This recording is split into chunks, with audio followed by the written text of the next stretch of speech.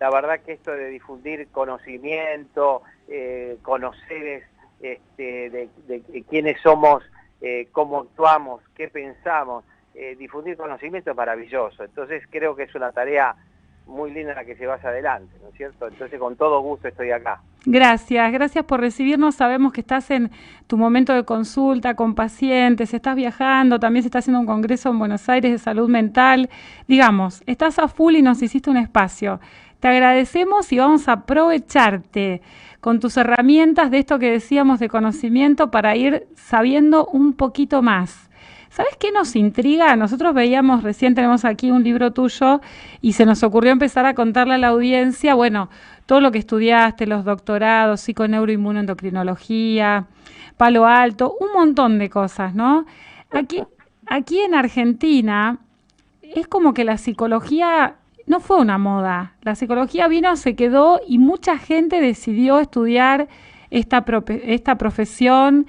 Es algo que es como parte de la personalidad del país, ¿no? Sí, es cierto. Digamos que la mayoría de los países en que están la psicología de alguna manera insertada en la cultura, digamos que Buenos Aires y el resto de la Argentina, digo Buenos Aires porque es como un epicentro, un calderero de psicólogos que han llevado, digamos, de la mano el psicoanálisis en principio y después diferentes modelos terapéuticos. Claramente este planteo que vos decís, digamos que podríamos decir que Buenos Aires y el resto de la Argentina, digo Buenos Aires nuevamente, no por ser un hegemónico de Buenos Aires, sino porque es como un epicentro para el mundo de psicólogos. Claro.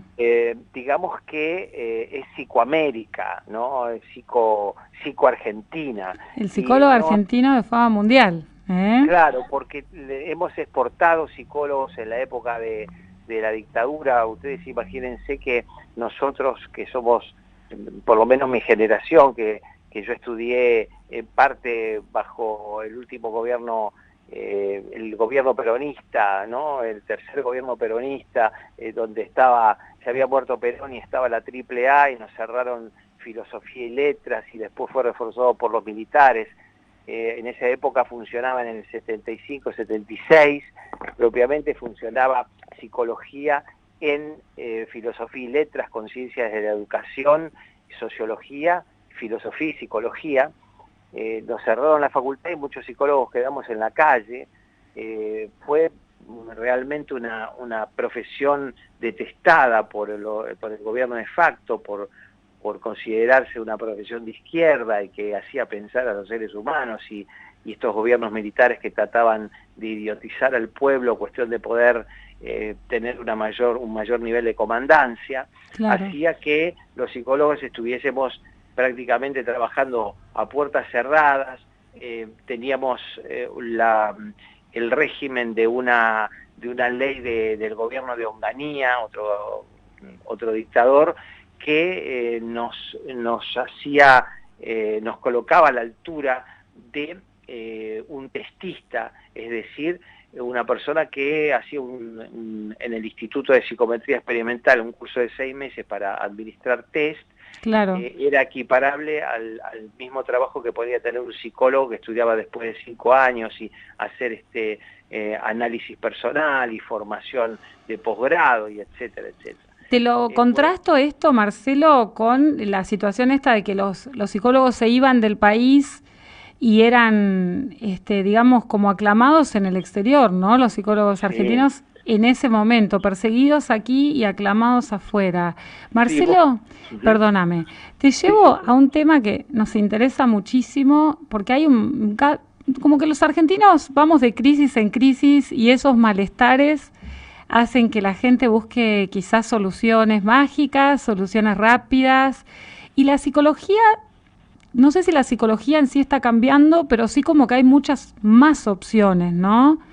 yo me imagino, veo la foto, típica foto esa de Freud, con su barba, la pipa, daba la sensación de un tiempo eterno que no pasaba. Sí, O, es cierto, es cierto. Yo pienso, Vos la foto fíjate, esa, ya el fumar en pipa ya era otro ritmo del tiempo, parece, ¿no? es cierto, es cierto. ¿Eh? Vos fíjate que esto que estás señalando es muy atinado. En principio decirte que una gran, digamos, vos decís que la Argentina va de crisis en crisis. Yo creo que la única estabilidad que nosotros tenemos en nuestro país es la inestabilidad, es la estabilidad de la inestabilidad. Claro. Entonces, esta inestabilidad que nos lleva a ser tan inventores de situaciones y nuevas situaciones, que nos hace tan creativos. Sí, vos sabés que me haces acordar, te tengo que interrumpir porque yo leí un libro de Dalmiro Sáenz que habla sobre el tema de la crisis y la creatividad y es exactamente eso, ¿no? Aprender como a surfear la ola, como en algún momento decís vos también, esa situación que genera la estabilidad en el medio de todo este caos. Claro, porque nosotros hemos sistematizado tanto la situación de crisis y hemos sistematizado tanto el estrés en nuestra sociedad argentina que estamos tan habituados que una crisis como la que tuvo España hace unos 10 años atrás, que los españoles estaban absolutamente espantados, Claro. los argentinos nos reíamos porque esto es moneda corriente para nosotros y esto excede el margen de los gobiernos, la política, la economía y lo sociocultural. Ya forma parte de nuestra idiosincrasia esta estabilidad de la inestabilidad, y el coletazo positivo, Gabriela, es que, bueno, frente a las situaciones de crisis, nosotros apelamos a nuestros recursos personales, somos eternos resilientes que buscamos en nuestros recursos personales la posibilidad de salir adelante. Es más, yo dirijo un laboratorio de investigación, el Laboratorio de Investigación en Neurociencias y Ciencias Sociales, y estamos haciendo ahora, proyectando una investigación sobre personas de 40 a 70 años, encuestando cuántos trabajos disímiles han tenido en su vida. Disímiles, qué interesante, ¿no? Sí. Claro, estos no es como, por ejemplo, en manos de un europeo o un americano, bueno, pueden tener algunos cambios de trabajo, pero digamos siempre en el mismo, en el ramo administrativo, en el ramo venta o en el ramo, etcétera, etcétera. Claro. Nosotros tenemos desde albañiles, taxistas, ingenieros, podemos ver en una sola persona cantidad de profesiones diferentes ejercidas a través de su vida, que ha tenido que inventarse y reinventarse por esta cuestión de inestabilidad. Ahora, increíble. claro, en un contexto así, de tanta crisis y tanta creatividad, ¿qué lugar puede ocupar la psicología? Qué difícil Bueno, estar cuerdo, diría yo. eso es, claro, es un lugar de El relevancia desafío. impresionante, ¿Eh? ¿no? Para nosotros, los psicólogos, trabajar con las situaciones de crisis en un país que permanentemente ha sistematizado la crisis, vos fíjate que como para que no proliferen los psicólogos. Claro. ¿Cierto? Y bueno, yendo a tu pregunta concretamente después de este pequeño prólogo, te diría que los tratamientos freudianos en estos momentos tan difíciles de aplicar, porque son tratamientos muy largos y de unas frecuencias de 2 sesiones semanales, por ejemplo, como era lo tradicional, ya son imposibles porque están resumidas o subsumidas para ser utilizados en una clase social muy acabada. Claro. Y ahora la vida corre rápido, Gabriela, y cuando la vida corre rápido, uno cuando se da cuenta ya pasó los 40, y necesita resolver los problemas con cierta practicidad. Entonces hay una proliferación de tratamientos muy solventes, muy importantes, como los sistémicos, como los cognitivos, muchos tratamientos también gestálticos, el mindfulness, los tratamientos más dirigidos como los coaching, que son en manos de psicólogos, son fantásticos. como un posgrado, digamos, Claro. ¿no? Todos esos tratamientos, fundamentalmente digo, los sistémicos, no solo porque es una línea que yo trabajo, sino porque es un modelo de la ciencia. ¿Qué es? Contame. El sistémico es, Acá no te voy a dejar pasar una, te aviso, ¿eh? Yo me bueno, pongo con la parece, señora que está tomando mate y el señor que está caminando por la playa y entre todos vamos viendo, no te dejamos pasar una palabra difícil ni por casualidad. ¿cómo explicar el sistémico? El Sí, sistémico es digamos, un modelo de trabajo terapéutico, es un modelo de terapia breve, muy focal, y es sistémico porque se basa en la teoría general de los sistemas y la cibernética, es decir, entiende que la vida humana, nuestros problemas, no solo somos portadores los problemas son personalizados, sino también tienen que ver con la interacción humana, con la relación con otros, porque claro, nunca un problema no se encuentra independiente, siempre tienen niveles de afectación y se producen en sistemas, es decir, indudablemente yo puedo contestarte de una determinada manera porque escucho un timbre de voz, escucho tu gentileza, tu interés, y entonces esto acá me está incentivando como hablar. En cambio, si vos me hablaras con un dejo de agresión o muy cortante, yo no sería estimulado como para hablar. Entonces, claro. quiere decir que todos los seres humanos somos en la interacción, es decir, dependemos o interdependemos con otros en la comunicación. Entonces es un modelo de trabajo que trabaja con familias, que trabaja con personas en individual, pero también trabaja con parejas. Porque si a mí me viene un adolescente a consulta, yo voy a citar a los padres porque yo quiero saber qué están haciendo esos padres con este adolescente para intentar ayudarlo. Porque este adolescente no funciona independiente de sus padres, tiene una relación. Y cuando yo veo a una mujer en consulta y está trabajando conmigo y tiene problemas de pareja, lo más seguro es que invente una sesión en donde invite a su marido y en esa sesión trabajaré con ambos a ver cuáles son las vías de solución, porque son dos Claro, los que están trabajando. Y si no, yo me voy a quedar con la versión de uno nada más. claro. Entonces, este modelo de trabajo es muy solvente, muy operativo y además muy flexible, y además trabajamos con tareas, es decir, con prescripciones de comportamiento. Mandamos a hacer tareas para el hogar, porque creemos que la terapia no se acaba únicamente en el consultorio. Entonces, muchas veces necesitamos que el paciente sea empujado a través de alguna acción, cuestión de facilitarle el cambio. Y también va viendo que va mejorando, dice, pero yo puedo, ¿no? Esa Claro, situación claro, por optimista. supuesto, por supuesto. Marcelo, y Sí, cognitiva, me dijiste cognitiva y mindfulness. es mindfulness. Sí, exacto. Mirá, la cognitiva trabaja con cierto grado de similitud con el sistémico, pero trabaja más de manera individual, se enfoca, también el sistémico se enfoca en el sistema de creencias, en los esquemas mentales, en las formas de procesar información, para tratar de hacer rectificaciones desde ese lugar de, digamos, modificación de la forma en que la persona procesa su propia información. Digamos, modifica ciertas formas de proceso de pensamiento, o modifica la forma en que las personas piensan, o los significados que las personas tienen acerca de las cosas. Claro. Se van labrando modificaciones, y básicamente en un tiempo corto. El mindfulness trabaja fundamentalmente con lo que sería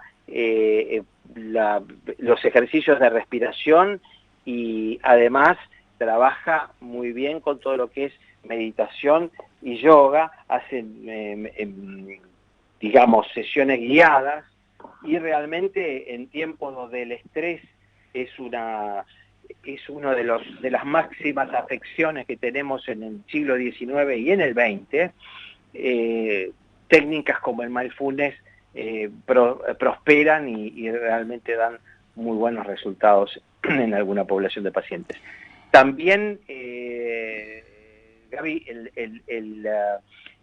las neurociencias hace unos 15 años que empiezan a tener una preponderancia los estudios sobre cerebro y sobre... Cambió todo, ¿no? El hecho de poder estudiar el cerebro no abriéndolo cuando el ser humano ya está muerto, sino en acción, eso cambió todo, me parece. Claro, vos fíjate que yo hace más de 40 años atrás aproximadamente, nosotros trabajábamos abriendo cerebros muertos, y hoy con las tomografías computadas y resonancias magnéticas se puede ver el cerebro en acción, y entonces también el cerebro, pero no con compartimentos estancos, el sistema nervioso, el sistema endocrino, el sistema inmunitario. Hoy se está hablando de psicoinmunoneuroendocrinología, es decir, una concatenación de sistemas que están entrelazados y tienen absolutamente una relación uno con otro. Entonces, por ejemplo, nosotros en Sistémico, cuando unimos Sistémico con neurociencias, logramos ver un cuadro mucho más abierto y profundo, porque no nos guiamos únicamente por los factores psicológicos, sino también por los psicoinmunoneuroendocrinos, es decir, vamos entrelazando y vemos como una persona que está estresada tiene un alza del cortisol, y ese alza de cortisol en el abuso del estrés lo que genera es una disfunción en el sistema inmunitario. ¿Cuántas personas de las que nos están escuchando en estos momentos han pasado por situaciones de alto nivel de estrés, por alguna muerte, por algún problema, algún despido, alguna mudanza, alguna situación de algún accidente, algo de alto voltaje emocional? Y en ese momento, cuando la hormona del estrés, que es el cortisol, está elevado, es como una nafta súper de nuestro organismo, marcha todo bien. El resto es cuando aparece en la sintomatología, al final, puede aparecer cuando bajan los niveles de estrés, cuando pasó la situación, nuestro sistema inmunitario queda absolutamente desvariando, y es ahí cuando podemos tener desde una gripe hasta el desencadenamiento de un cáncer. Entonces hay que tener, yo siempre recalco y realmente recargo a los asistentes a mis seminarios que tengan mucho respeto por el estrés, que el estrés no es simplemente estar fastidioso o malhumorado, porque muchas veces el estrés se toma como una gran bolsa de gatos donde se colocan las cosas que no se saben bien que uno tiene. Bueno, el estrés hay que tener mucho respeto. Cuando uno está estresado tiene que aprender a decir que no, a poner un límite, a tomar recaudos para evitar de que los síntomas nos frenen, porque todo lo que nosotros no hacemos por motu propio, por propia iniciativa, de decir, no, basta con esto, no, me dirijo acá, no, empiezo a tomar cierto grado de recaudo, no, me dedico a mi familia, hago deporte, trabajo una dieta, duermo mejor, paso por situaciones divertidas, veo con mi pareja una película de Netflix, en fin, ciertos espacios de pulmones afectivos que me permitan bajar de revoluciones. Si yo no hago eso, es el síntoma el que aparece y es el que me pone límites. Por ejemplo, depresiones, ataques de pánico, enfermedades autoinmunes,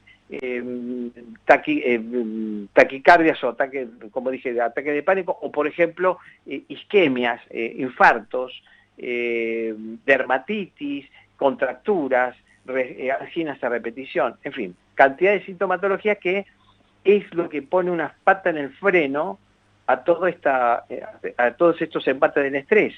Entonces, no esperemos a esto. Marcelo, una pregunta. Me fuiste haciendo un excelente recorrido, sobre todo muy didáctico, como que fuiste dibujando más o menos cómo era el panorama ante una situación de estrés prolongado o estrés crónico y cómo iba reaccionando.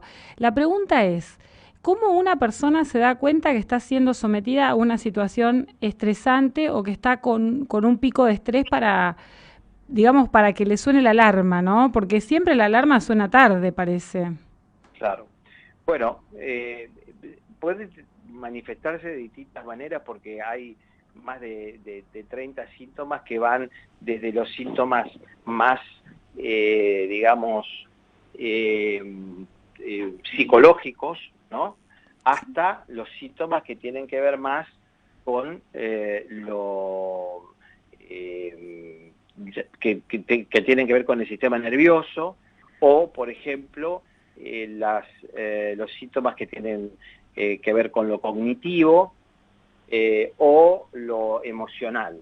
Y sí, todos estos síntomas a veces se confunden con síntomas que uno dice, bueno, no, esto no es por otra cosa, me duele la panza y no es es por lo que comí y no es porque estoy estresado.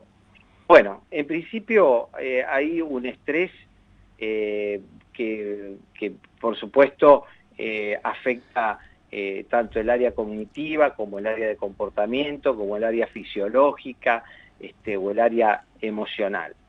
Y dentro de los síntomas físicos por ahí, a veces tenemos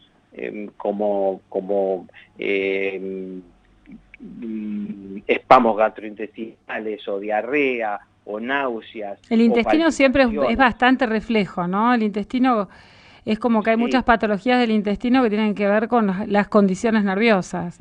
Sí, claro, porque desde chiquitos, digamos, de la primera infancia ya se manifiestan los dolores de panza, con los berrinches, ¿no? Todo arranca ahí, me parece. Segundo cerebro se manifiesta. Hay mayor cantidad de péptidos emocionales en la zona del pecho, en la zona de gastrointestinal, hay una mayor conexión con nuestro cerebro, hay como un cerebro intestinal, como claro, que justamente reacciona frente a situaciones de alto voltaje. A veces se produce sequedad de boca o presión en el pecho, o esa sensación de tener una pelotita de ping-pong en la garganta y entonces nos cuesta tragar. A veces aparecen dolores de cabeza, o ausencia o aumento del apetito, esto depende del simpático y del parasimpático. Dentro de los emocionales tenemos, esos son los físicos, digamos, los orgánicos. Los emocionales tenemos un estado así de angustia o de hipersensibilidad con ganas de llorar, o cambios bruscos de humor. Uno puede pasar de la tristeza agria a un estado de humor exacerbado, o tener irritabilidad, o estar permanentemente en ansiedad, esa sensación de inquietud, inclusive la agresividad a flor de piel, ¿no? Cuando uno contesta mal, ¿no? Contesta así beligerantemente donde no hay beligerancia. A veces en los comportamentales, por ejemplo, tenemos desde el bruxismo a la noche, las personas tienen dificultades para dormirse, sufren insomnio, o pueden tener bruxismo. Bruxismo es apretar, morder, o hacer movimientos con la mandíbula nocturnamente que después se terminan también dañando toda las piezas dentales, la dentadura y provocando contracturas en la mandíbula.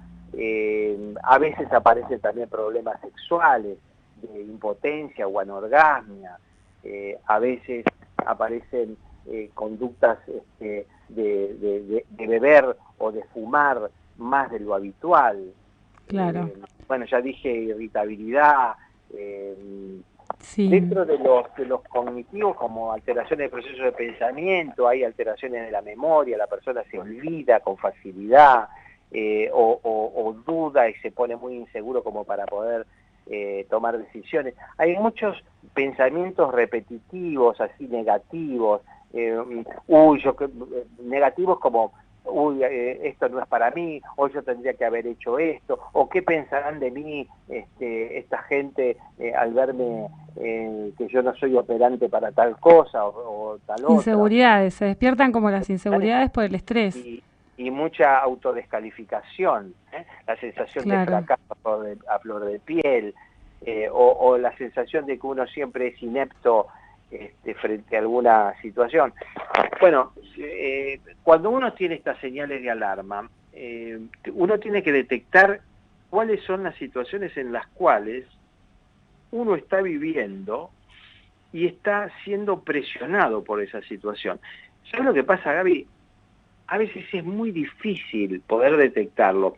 Es como uno, cuando empieza a habituarse, empieza a convivir con esa presión o esa hiperexigencia. Se acostumbra, nos adaptamos a todo, es increíble. Claro.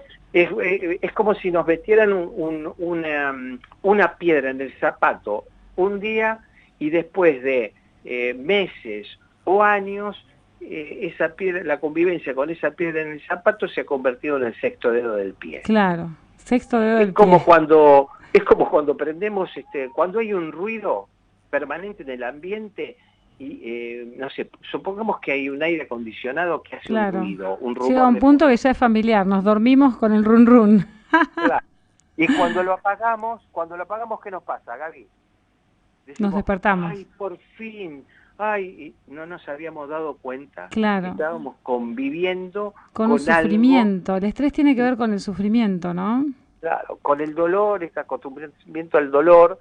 Entonces, lo que se llama el eje hipotalámico hipoficiario suprarrenal, la suprarrenal es lo que tira al torrente sanguíneo el cortisol. Como te decía, el cortisol es como la nafta supra de nuestro organismo, es digamos, una neurohormona muy importante que rige también el ritmo del sueño. Entonces, fíjate que, bueno, permanentemente le estamos andando con nuestra maquinaria humana a 150, 200 kilómetros por hora y nuestro motor se va a resentir en algún momento. Claro.